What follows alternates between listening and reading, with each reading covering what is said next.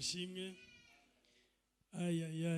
Hanyuma nifuza ko dusoma icyanditswe hariya, ariko ubushize twize ijambo rivuga ku ihame ryo kwaguka. Uyu munsi mwabonye aho tugeze noneho ahantu hagutse. Ubushize twabonye ibijyanye n'ihame ryo kwaguka, ko Imana yifuza ko waguka, ukura ukava ku rwego uriho ukajya ku rundi, ukava mu mwanya urimo ukajya mu wundi, ukava mu bitekerezo urimo ukajya mu bindi. Muzi icyanditswe kivuga ngo nkiri umwana nakoraga, ariko maze gukura bigenda bite? Bibiliya y'Icyongereza yo ikoresha ijambo putting away. Sinzi mu Kinyarwanda bivuga ngo I put away childish. Ibyari iby'icyana byose ndabifata mbishyira ku ruhande. Hari abantu rero bisondeka, bazi ko umugisha ari mutoya, ariko ibaza umugisha w'inshuro 100.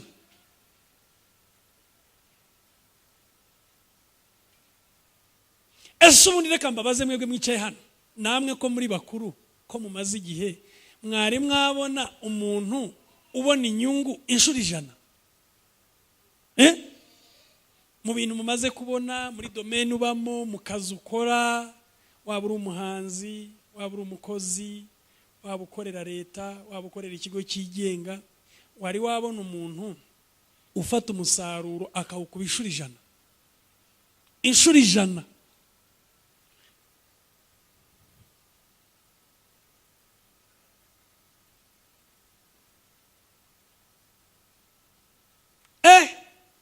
Ariko reka mbabaza kandi kabazo, mubona bishoboka?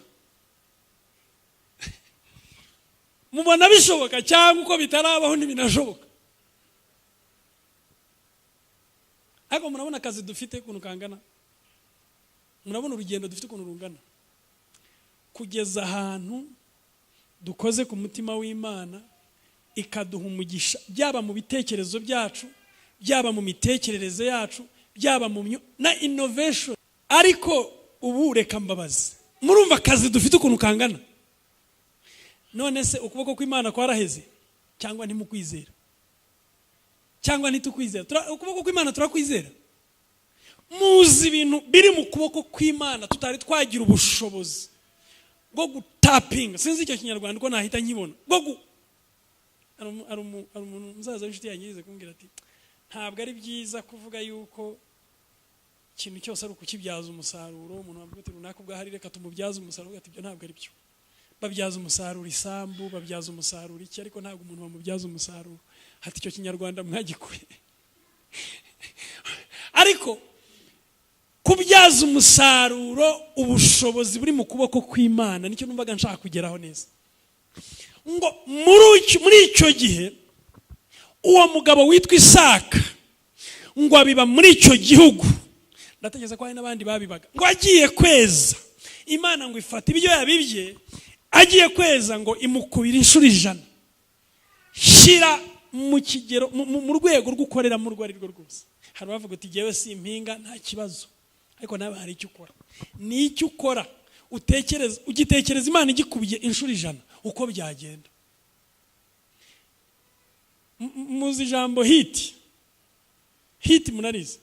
Umuntu kuba ari kuri hit muzi icyo aricyo? Umuntu aba kuri hit byagenze bite? Yakoze amahano. Hari n'abakora amahano bakagiye kuri hit, nakavuga ati yewe niba abantu batambona ngiye gushaka ukuntu nigaragambya hano nkora ikintu kitari cyabaho maze abantu bagire bate? Bamenye. Ariko reka mbabwire, Imana ishobora kugushyira kuri hit.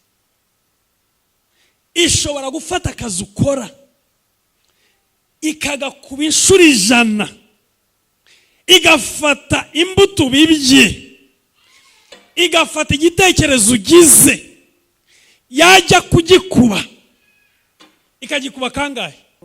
Goliyati yabwiye Dawidi, mwahoze mubivuga kare, yabwiye Dawidi ati uranteye, unteranye agacumu n'akantu k'agakoni k'akanyafu.